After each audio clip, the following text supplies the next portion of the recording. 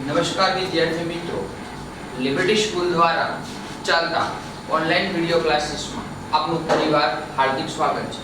તો વિદ્યાર્થી મિત્રો, જે આપણે અત્યાર સુધી લાસ્ટ લેક્ચરમાં જે છેલ્લું લેક્ચર આપણે ભણ્યા છીએ એમાં આપણે બહુ મસ્ત ઇમ્પોર્ટન્ટ ક્વેશ્ચન જોયો હતો। વિદ્યાર્થી મિત્રો, મેં તમને કીધું હતું કે વારંવાર પરીક્ષામાં પૂછાય છે આ ક્વેશ્ચન હતો આદર્શ દ્રાવણ અને બિન આદર્શ દ્રાવણ સમજાવો। ક્લિયર છે?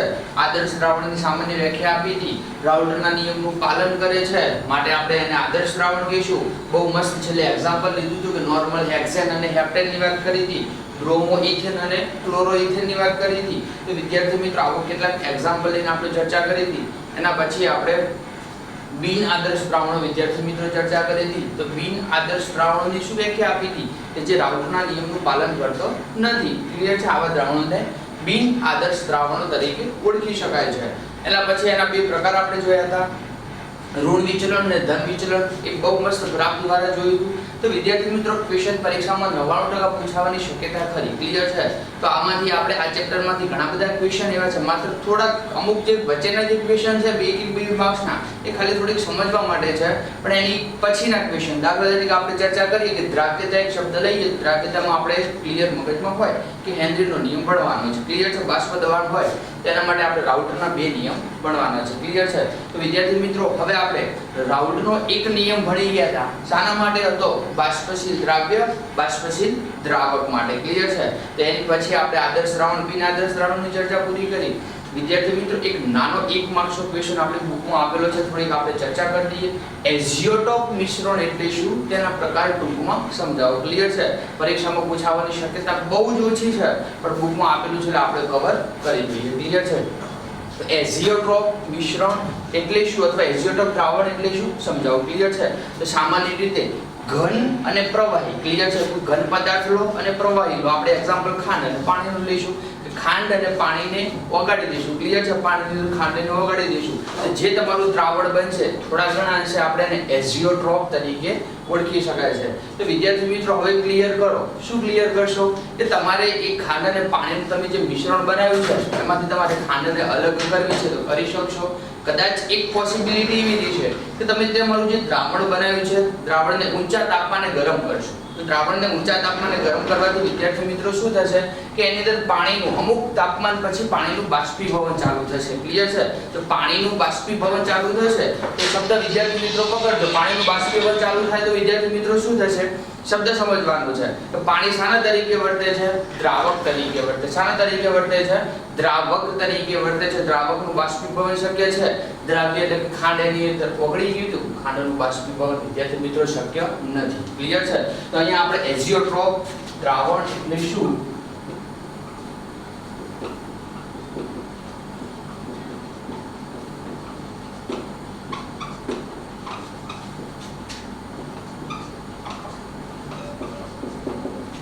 ઓકે, તો એઝિયોટ્રોપ દ્રાવણ એટલે શું? તો સામાન્ય રીતે ઘન અને પ્રવાહી એકબીજામાં મિશ્ર થશે અને એઝિયોટ્રોપની રચના કરશે। ક્લિયર છે? બહુ મસ્ત મેં તમને ખાંડ અને પાણીનું ઉદાહરણ દ્વારા સમજાવ્યું। આ એઝિયોટ્રોપ દ્રાવણ છે એના વિદ્યાર્થી મિત્રો બે પ્રકાર પડે છે।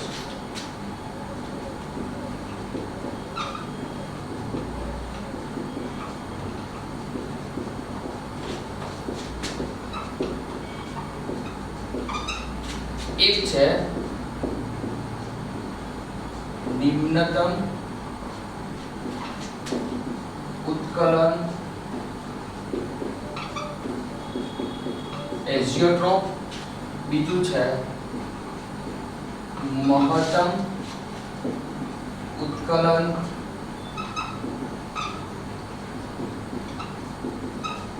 એઝિયો। ક્લિયર છે વિદ્યાર્થી મિત્રો? ક્વેશ્ચન આપણે ભણવાનો હતો નિમ્નતમ ઉત્કલન એઝિયોટ્રોપ, મહત્તમ ઉત્કલન એઝિયોટ્રોપ। ક્લિયર છે? એઝિયોટ્રોપ એટલે દ્રાવણ છે એક પ્રકારનું। ક્લિયર છે? તો રાઉલ્ટના નિયમથી ધન વિચલન દર્શાવે છે એને આપણે નિમ્નતમ ઉત્કલન એઝિયોટ્રોપ કહીશું। મહત્તમ ઉત્કલન એઝિયોટ્રોપની જો વ્યાખ્યા પૂછે તો રાઉલ્ટના નિયમથી આપણા એક ધન વિચલન દર્શાવતું હશે તો બીજું કયું વિચલન દર્શાવતું હશે? ઋણ વિચલન દર્શાવતું હશે। ક્લિયર છે? આપણે એક્ઝામ્પલ લેવાનું છે, દાખલા તરીકે પાણી વત્તા ઇથેનોલ। ક્લિયર છે? પાણી વત્તા ઇથેનોલ ઓકે, તો વિદ્યાર્થી મિત્રો યાદ કરો કે આપણે ધોરણ 11 સાયન્સમાં નિસ્યંદન વિશે અભ્યાસ કર્યો હતો. તો નિસ્યંદનના કેટલાક પ્રકાર હતા. સામાન્ય પહેલો પ્રકાર હતો સામાન્ય નિસ્યંદન, બીજો પ્રકાર હતો વરાળ નિસ્યંદન, ત્રીજો પ્રકાર હતો વિભાગીય નિસ્યંદન. તો વિભાગીય નિસ્યંદન તમને હું કદાચ એક કહી દઉં છું કે આપણે કોઈ બીકરમાં એક વસ્તુ એડ કરેલી છે, પાણીની અંદર ઇથેનોલ એડ કરેલો છે. અમુક સમયગાળા પછી હું તમને એવું કહું મને ઇથેનોલ અલગ પાડી આપો અને પાણી અલગ પાડી આપો. તો વિદ્યાર્થી મિત્રો આપણે શું કરશું? તો વિદ્યાર્થી મિત્રો આપણે પાણી પ્લસ ઇથેનોલ નું વિભાગીય નિસ્યંદન કરશું. કયું?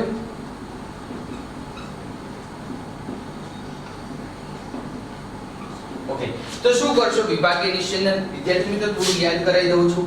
એક આવો રાઉન્ડ બોટમ ફ્લાસ્ક, એક ગોળ ફ્લાસ્ક લેતા હતા આપણે, ક્લિયર છે?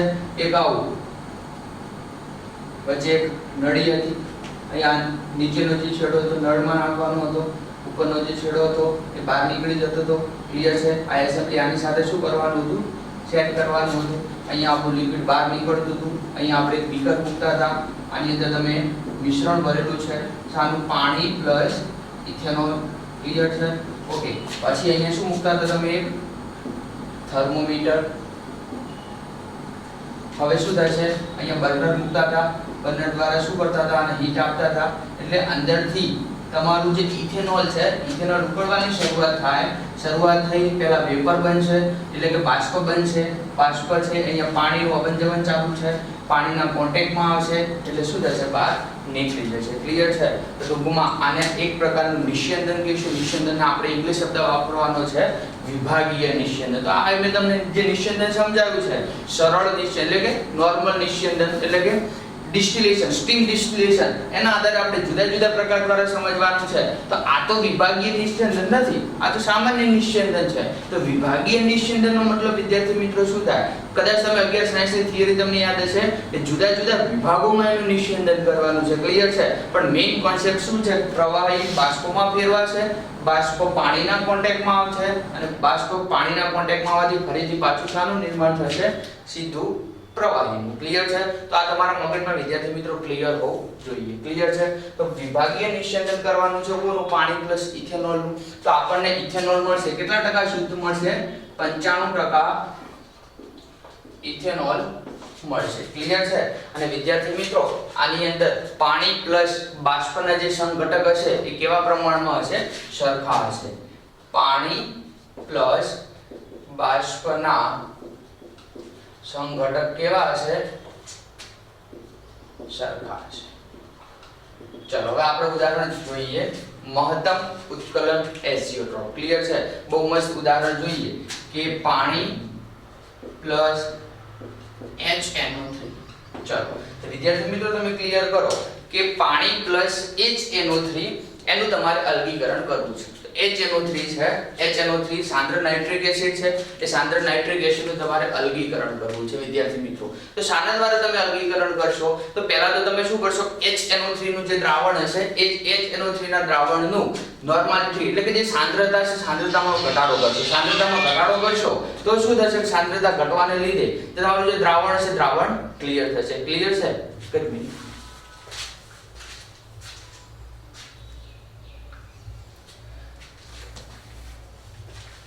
ઓકે, તો એની અંદર દ્રાવણ ઘટવાને લીધે પાણી પ્લસ HNO3 નું જો તમે મિશ્રણ બનાવશો તો એની અંદર તમે અલગીકરણ કરવા જાવ તો 68% જેટલું તમને શું મળશે? HNO3 મળશે પ્લસ 32% જેટલું પાણી મળશે, ક્લિયર છે? તો 68% પ્લસ 32% જેટલું તમને પાણી મળશે, ક્લિયર છે? ફરીવાર વિદ્યાર્થી મિત્રો યાદ રાખજો કે રાઉટરના નિયમથી આ ધન વિચલન દર્શાવશે, રાઉટરના નિયમથી ઋણ વિચલન દર્શાવશે, ક્લિયર છે?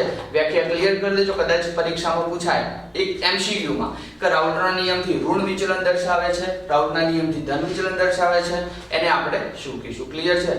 સામાન્ય ક્વેશ્ચન હતો, પરીક્ષામાં કોઈ દિવસ પૂછાણો નથી પણ કદાચ પૂછાય તો આપણે સમજ માટે ક્લિયર જોઈએ, ક્લિયર છે વિદ્યાર્થી મિત્રો? એની સાથે આપણે હવે બીજો ક્વેશ્ચન જોવાનું છે પરીક્ષા માટે મોસ્ટ IMP, સંખ્યાત્મક ગુણધર્મ એટલે શું?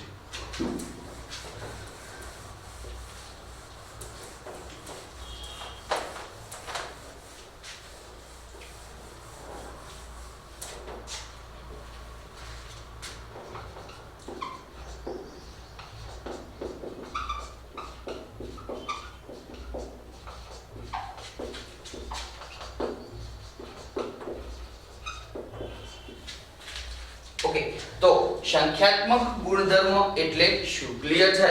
પહેલી નાની વ્યાખ્યા આપી દઉં છું કે દ્રાવણની અંદર તમે દ્રાવ્ય પદાર્થ ઓગાળો છો. ક્લિયર છે? તો કોઈ પણ દ્રાવક લઈ લો, દ્રાવકની અંદર દ્રાવ્ય ઓગાળો છો એટલે દ્રાવણ બનશે. તો દ્રાવકની અંદર દ્રાવ્ય પદાર્થ ઓગાળવામાં આવે છે ત્યારે તે દ્રાવણ, બનેલું દ્રાવણ કોના પર આધાર રાખે છે? તે દ્રાવ્ય પદાર્થની સાંદ્રતા પર આધાર નથી રાખતું, તે દ્રાવ્ય પદાર્થની સંખ્યા ઉપર આધાર રાખે છે. કેટલા મોલ તમે દ્રાવ્ય ઓગાળ્યો છે. ક્લિયર છે? વ્યાખ્યા એકદમ ક્લિયર કરું છું કે સંખ્યાત્મક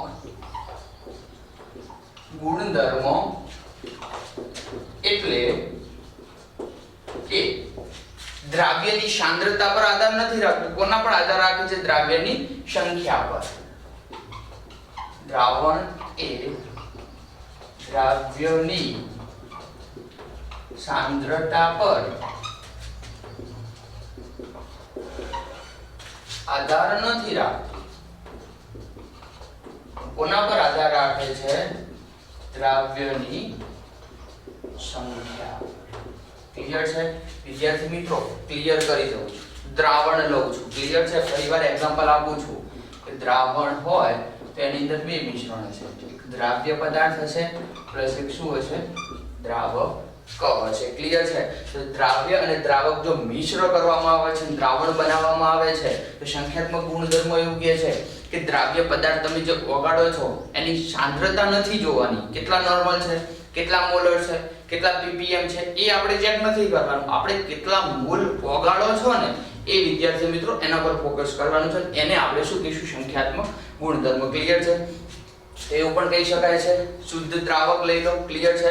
એમાંથી તમે દ્રાવણ બનાવો છો, એનું બાષ્પ દબાણ, શુદ્ધ દ્રાવકનું બાષ્પ દબાણમાં ઘટાડો થતો હોય છે. ક્લિયર છે? તો આવા કેટલાક સંખ્યાત્મક ગુણધર્મના ઉદાહરણ છે. વિદ્યાર્થી મિત્રો આપણી બુકમાં 4 આપેલા છે. પરીક્ષા માટે મોસ્ટ ઇમ્પોર્ટન્ટ, વારંવાર એકાદ માર્ક્સમાં કદાચ પૂછાતું હોય છે કે શામાં વધારો થાય છે, શામાં ઘટાડો થાય છે, શું ફેરફાર થાય છે. તો વિદ્યાર્થી મિત્રો આપણે ક્લિયર કરી દઈશું કે શુદ્ધ દ્રાવકમાંથી બાષ્પ દબાણ હંમેશા બાષ્પ દબાણ ઘટશે. કેમ? આપણે એક એક્ઝામ્પલ આપ્યું તો કદાચ તમને યાદ હોય તો બે આકૃતિ વાળું. ક્લિયર છે? તો પહેલામાં આપણે એક આકૃતિ દોરી હતી, એમાં માત્ર દ્રાવકના અણુઓ હતા. ક્લિયર છે? બીજામાં આપણે બીજી આકૃતિ દોરી હતી, તમે દ્રાવક વત્તા દ્રાવ્ય હતું. તો દ્રાવક વત્તા દ્રાવ્ય હશે એટલે શું થશે કે બંને વચ્ચે પ્રબળ આકર્ષણ આંતરક્રિયા થશે. એટલે તમે એને નીચેથી હીટ આપશો, નીચેથી ગરમ કરશો તો તમારો જે દ્રાવક છે દ્રાવક બાષ્પશીલ હશે, દ્રવ્ય પદાર્થ અબાષ્પશીલ હશે. તો પહેલું જો દ્રાવક હશે એનું બાષ્પ દબાણ કેવું હશે? પહેલાની બીજાની સાપેક્ષે વધુ હશે. ક્લિયર છે? તો અહીંયા આપણે શું કરવાનું છે કે એના ઉદાહરણ જો ચર્ચા કરવામાં આવે તો ઉદાહરણ કઈ લઈ શકાય? પહેલું ઉદાહરણ છે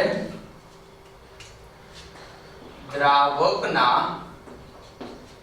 બાષ્પ દબાણમાં થતો સાપેક્ષ ઘટાડો. વિદ્યાર્થી મિત્રો ઉદાહરણ વારંવાર પરીક્ષામાં પૂછાતા હોય છે, આપણે ક્લિયર કરી દેવાના છે. એના ઉદાહરણ ખાસ ઇમ્પોર્ટન્ટ છે. બાકી વ્યાખ્યામાં તો સંખ્યાત્મક ગુણધર્મ એટલે શું કે એની સંખ્યા ઉપર આધાર રાખે છે, સાંદ્રતા પર આધાર રાખતું નથી. તો દ્રાવકના બાષ્પ દબાણમાં થતો સાપેક્ષ ઘટાડો. ક્લિયર છે? બીજું લખું છું દ્રાવકના ઉત્કલન બિંદુમાં ઉન્નયન. દ્રાવકના ઉત્કલન બિંદુમાં ઉન્નયન. ચલો વિદ્યાર્થી મિત્રો આપણા માટે એક નવો શબ્દ છે ઉન્નયન. તો યાદ રાખજો ઉન્નયન એટલે શું થશે? વધારો. શું થશે વિદ્યાર્થી મિત્રો? વધારો. ક્લિયર છે? ઉત્કલન બિંદુ એટલે આપણે જાણીએ છીએ. બીજું છે, ત્રીજું છે દ્રાવકના ઠાર બિંદુમાં થતો ઘટાડો. અથવા એને આપણે એ રીતે લખી શકાય ઠાર બિંદુમાં અવનયન. અવનયન આપણા માટે નવો શબ્દ છે. અવનયન એટલે શું થશે? ઘટાડો. ક્લિયર છે? તો ત્રણ પરિબળ જોયા. ફરીવાર કહું છું ત્રણ પરિબળ. દ્રાવકના બાષ્પ દબાણમાં થતો સાપેક્ષ ઘટાડો. ક્લિયર છે? બીજું પરિબળ છે દ્રાવકના ઉત્કલન બિંદુમાં ઉન્નયન. ઉન્નયન એટલે વધારો થવો. ત્રીજું પરિબળ છે દ્રાવકના ઠાર બિંદુમાં થતો ઘટાડો. ક્લિયર છે? એટલે આપણે એને કહીશું ઠાર બિંદુમાં અવનયન. ક્લિયર છે? ચોથું પરિબળ છે અભિસરણ દબાણ માં થતો ફેરફાર. ક્લિયર છે? અભિસરણ દબાણમાં થતો ફેરફાર. તમારા મગજમાં એક ક્વેશ્ચન થતો હશે કે અભિસરણ દબાણ એટલે શું? ક્લિયર છે? તો તમારો જે રાઉટરનો નિયમ ભણવાનું પતી જશે પછી બે ક્વેશ્ચન જોવાના છે. ઉત્કલન બિંદુમાં ઉન્નયન. હવે આપણે ભણવાના કેટલા ક્વેશ્ચનની ચર્ચા કરું છું. બાષ્પ દબાણ વિશે થોડીક આપણે ચર્ચા વિદ્યાર્થી મિત્રો પૂરી કરી. હવે પછીનો ક્વેશ્ચન એવો છે ઉત્કલન બિંદુમાં ઉન્નયન સમજાવો. ક્લિયર છે? બહુ મસ્ત થિયરી છે. એક ટોપિક તમારા મગજમાં ક્લિયર છે, આખી થિયરી તમે સમજી શકશો. ક્લિયર છે? ઓકે. બીજો ક્વેશ્ચન એવો ભણવાનો છે ઠાર બિંદુમાં અવનયન. ક્લિયર છે? તો પહેલામાં આપણે શું કરવાનું છે? એમાં વ્યાખ્યા આપવાની છે. કોની? ઉત્કલન બિંદુની અને ઠાર બિંદુની. એના પછીનો છેલ્લો ક્વેશ્ચન જોવાનો છે અભિસરણ દબાણ. ક્લિયર છે? પછી આપણો ચેપ્ટર ની થશે પૂર્ણાહુતિ. તો એની પહેલા વિદ્યાર્થી મિત્રો ફરીવાર કહું છું 2 માર્ક્સ માટે મોસ્ટ ઇમ્પોર્ટન્ટ લાઈન કે સંખ્યાત્મક ગુણધર્મના ઉદાહરણ જણાવો. પહેલું ઉદાહરણ હતું કે બાષ્પ દબાણમાં થતો સાપેક્ષ ઘટાડો. બીજું હતું ઉત્કલન બિંદુમાં ઉન્નયન. ઉન્નયન એટલે વધારો. ઉત્કલન બિંદુ હંમેશા વધે છે. ત્રીજું પરિબળ હતું ઠાર બિંદુમાં ઘટાડો. ઠાર બિંદુ હંમેશા ઘટે છે. ચોથું હતું અભિસરણ દબાણમાં થતો ફેરફાર. પરાસરણ દબાણ તરીકે પણ એને આપણે ઓળખતા હતા. તો અભિસરણ દબાણને પરાસરણ દબાણ પણ કહે છે. તો વિદ્યાર્થી મિત્રો તમારું જે પાર્ટ 1 માં MCQ પૂછાય છે એના માટે આપણને અહીંયાથી ત્રણેય ક્વેશ્ચન મળી રહે છે. પહેલો ક્વેશ્ચન એવો પૂછાય છે નીચેનામાંથી કયો સંખ્યાત્મક ગુણધર્મ નથી? ક્લિયર છે? ચારમાંથી કોઈ પણ એક બદલેલું હોય. ક્લિયર છે? પહેલો MCQ કહું છું નીચેનામાંથી કયો સંખ્યાત્મક ગુણધર્મ નથી? તો ચાર જ છે. કયો? બાષ્પ દબાણમાં ઘટાડો, ઠાર બિંદુમાં ઘટાડો, ઉત્કલન બિંદુમાં વધારો અને અભિસરણ દબાણમાં ફેરફાર. ક્લિયર છે? બીજો ક્વેશ્ચન જ્યારે કોઈ દ્રાવક અને દ્રાવ્ય ભેગા થઈને દ્રાવણ બનાવે છે ત્યારે તેના બાષ્પ દબાણમાં કેવો ફેરફાર થાય છે? ઘટે છે, વધે છે, શૂન્ય થાય છે, અચળ રહે છે? તો બાષ્પ દબાણ હંમેશા શું થતું હશે? ઘટતું હશે. ત્રીજું પરિબળ છે ઉત્કલન બિંદુ. દ્રાવક દ્રાવ્ય ભેગા થઈને દ્રાવણ બને છે. ઉત્કલન બિંદુમાં શું ફેરફાર થાય છે? ઉત્કલન બિંદુમાં ઉન્નયન. ઉન્નયન એટલે વધારો થતો હશે. ઠાર બિંદુમાં બંને દ્રાવ્ય દ્રાવક ભેગા થાય તો ઠાર બિંદુમાં શું ફેરફાર થાય? ઠાર બિંદુ હંમેશા ઘટે છે. અભિસરણ દબાણમાં ફેરફાર શું થાય છે? વધે છે, ઘટે છે, ફેરફાર થાય છે, શૂન્ય થાય છે, અચળ થાય છે. હવે તમને કન્ફ્યુઝ કરવા માટે કેટલાક ઓપ્શન્સ આપેલા હોય છે પણ આપણે ક્લિયર કરવાનું છે કે બાષ્પ દબાણ ઘટે છે, ઉત્કલન બિંદુ ઉન્નયન એટલે વધે છે, ઠાર બિંદુ ઘટે છે, અભિસરણ દબાણમાં ફેરફાર થાય છે. ક્લિયર છે? તો વિદ્યાર્થી મિત્રો એક તમને ઉદાહરણ દ્વારા હું સમજાવું. ક્લિયર છે? સંખ્યાત્મક ગુણધર્મનો એકાદ MCQ કયા સ્વરૂપે પૂછાઈ શકે છે એની આપણે ચર્ચા કરીએ. દાખલા તરીકે હું લઉં છું 1 મોલ ગ્લુકોઝ. ક્લિયર છે? તો 1 મોલ ગ્લુકોઝ લઉં છું, એનું આયનીકરણ કરું છું તો ગ્લુકોઝનું આયનીકરણ શક્ય નથી. માટે એની અંદર દ્રાવ્ય પદાર્થના મોલ કેટલા છે? માત્ર 1 જ. ક્લિયર છે? હવે બીજી વાર એક બીજું એક્ઝામ્પલ આપું છું. 1 મોલ NaCl લઉં છું. વિદ્યાર્થી મિત્રો બુકમાં એક્ઝામ્પલ આપેલું નથી પણ પરીક્ષામાં પૂછાય છે માટે ક્લિયર કરું છું. 1 મોલ NaCl લઉં છું પણ NaCl નું આયનીકરણ કરું છું, તમને શું મળશે? તો NaCl લઉં અને NaCl નું આયનીકરણ કરું તો શું મળશે? એક Na+ મળશે, એક Cl- મળશે. ક્લિયર છે? તો એક Na+ એક Cl- ભેગા થઈ અને આપણને NaCl મળે છે. તો 1 મોલ Na 1 મોલ Cl બરાબર ટોટલ કેટલા મોલ થયા? 2 મોલ. 1 + 1. ચલો એક ત્રીજું એક્ઝામ્પલ આવવાનું આપણે લઈ લઈએ. 1 મોલ BaCl2. વિદ્યાર્થી મિત્રો પહેલું હતું સોડિયમ ક્લોરાઇડ. બીજું એક્ઝામ્પલ આપણે લેવાનું છે બેરિયમ ક્લોરાઇડ. ચલો બેરિયમ ક્લોરાઇડ નું આયનીકરણ કરો BaCl2. શું બનશે? યાદ છે? હા, Ba+2 + 2Cl-. ક્લિયર છે? તો 1 Ba અને 2 Cl ટોટલ વિદ્યાર્થી મિત્રો કેટલા થયા? 3. ક્લિયર છે મગજમાં? 1 मोल ElCl3 नाम एल्यूमिनियम ट्राइक्लोराइड, नाम खास तैयार कर देजो, एल्यूमिनियम ट्राइक्लोराइड। चलो ElCl3, चलो आयोनीकरण करशो, શું મળશે તો ElCl3 એટલે El+3 Cl- પણ કેટલા ક્લોર આપેલા છે ક્લોરીન 3 3Cl- 1 + 3 બરાબર શું થશે 4। તો એના જો મોલનો તમને ગુણોત્તર પૂછે તો શું થાય 1:2:3:4। પરીક્ષામાં આવું ક્વેશ્ચન આપેલો હોય અને એના આધારે તમને સંખ્યાત્મક ગુણધર્મની અંદર મોલ પૂછેલા હોય તો તમારા મગજમાં ક્લિયર થવું જોઈએ। ફરીવાર આપણે ઉદાહરણ જોઈએ, 1 મોલ ગ્લુકોઝ લઈએ, C6H6 અથવા ગ્લુકોઝ, અથવા તમે ચલો ગ્લુકોઝ નથી લેવું, મારે સુક્રોઝ લેવું, ક્લિયર છે? તો સુક્રોઝનું પણ આયનીકરણ શક્ય નથી, ક્લિયર છે?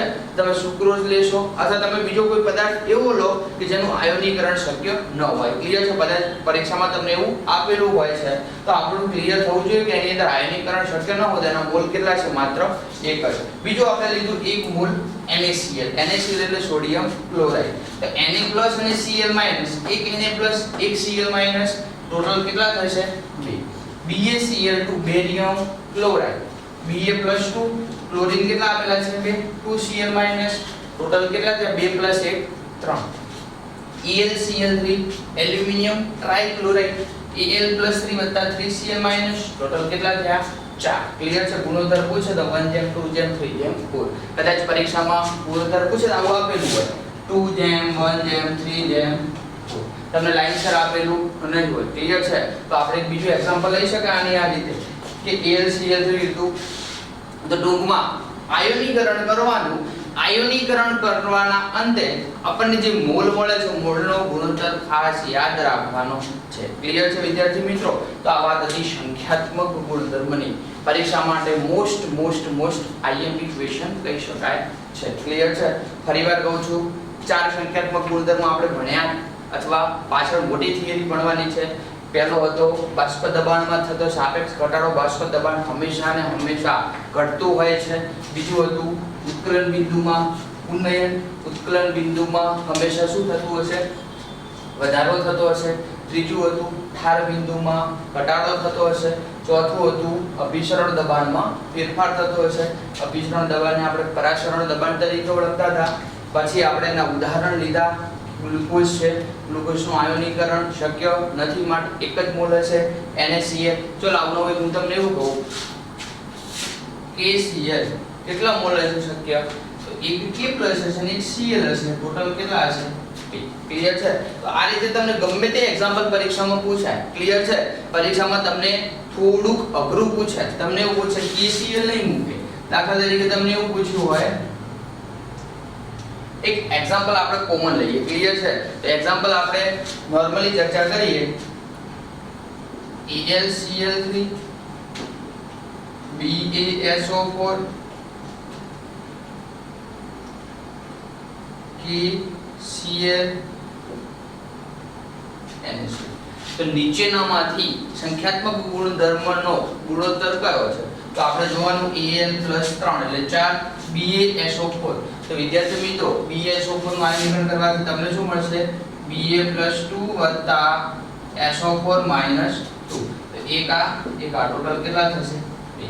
અહીંયા ભૂલ ના કરતા કે S ના 4 ગણો 4 ને 5 ને 6 એવું નથી કરવાનું, SO4 - 2 આખું સલ્ફેટ આયન દર્શાવે છે, ક્લિયર છે?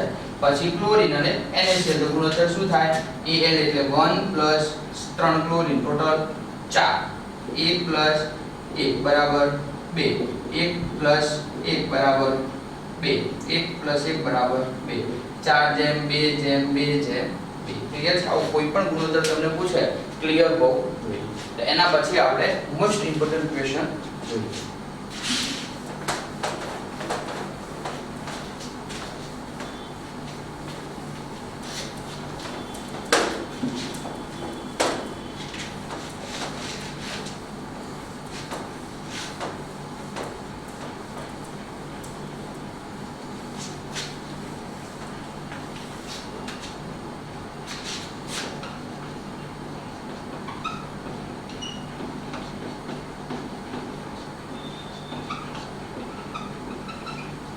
રાઉટનો નિયમ. રાઉટનો બીજો નિયમ આવે. પહેલો નિયમ આપણે ભણી ગયા. કોના માટે હતો? બાષ્પશીલ દ્રાવ્ય, બાષ્પશીલ દ્રાવક માટે. આ નિયમ વિદ્યાર્થી મિત્રો જોવાનો છે. કોના માટે જોવાનો છે? બાષ્પશીલ દ્રાવક વત્તા અબાષ્પશીલ ક્લિયર કરી દેજો વિદ્યાર્થી મિત્રો. શું કહેવા માંગે છે? રાઉટનો નિયમ સમજાવો. કોના માટે જોવાનો છે? બાષ્પશીલ દ્રાવક, અબાષ્પશીલ દ્રાવ્ય. જેનું બાષ્પીભવન શક્ય હોય તેને આપણે કહીશું બાષ્પશીલ. જેનું બાષ્પીભવન શક્ય નથી તેને આપણે કહીશું અબાષ્પશીલ. ક્લિયર છે? સૂત્ર એક સાબિત કરવાનું છે. બહુ મસ્ત ક્વેશ્ચન છે, એકદમ ઈઝી ક્વેશ્ચન છે.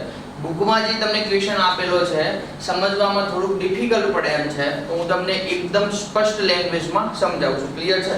બુક કરતા એકાદ સ્ટેપ થોડુંક વધારે ગણીશ અને એકદમ સહેલું કરી નાખીશ તો આપણે સમજવામાં થોડું સહેલું થાય. ક્લિયર છે?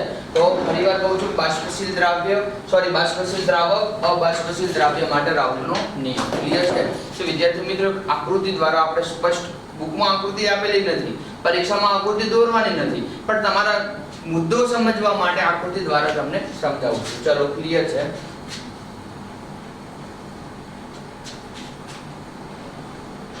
બે પાત્ર લીધા છે વિદ્યાર્થી મિત્રો. આ પાત્રમાં માત્ર શુદ્ધ દ્રાવક ભરેલો છે. શું ભરેલું છે? શુદ્ધ દ્રાવક. ક્લિયર છે? બીજું પાત્ર લઉં છું, એમાં દ્રાવક વત્તા દ્રાવક બે પદાર્થો મિશ્રણ લીધું છે. ક્લિયર છે? તો સમગ્ર પાત્રની અંદર ભરેલા છે.